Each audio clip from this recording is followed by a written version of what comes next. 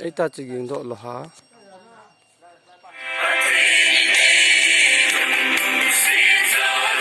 ตัวนี้กุมสร้างนี่แหละสอนมีละทุ่นนี้หานหยุดมีคนมีเตะหอปาเตะหอคนละสงาคนจังสีหอกะฮิเวอ๋อที่จะตาเองที่ปาสตอร์ตัวหิเอง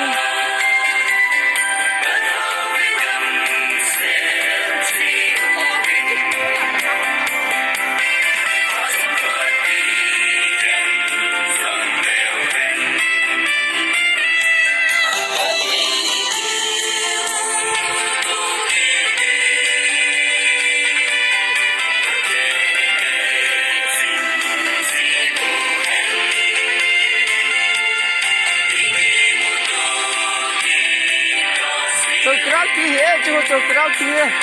ผมไม่มาอย่างงั้นตามเลย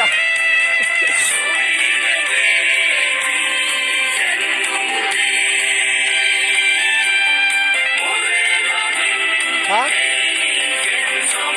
เฮ้ยมันรอดเต็มแบบหมดเลย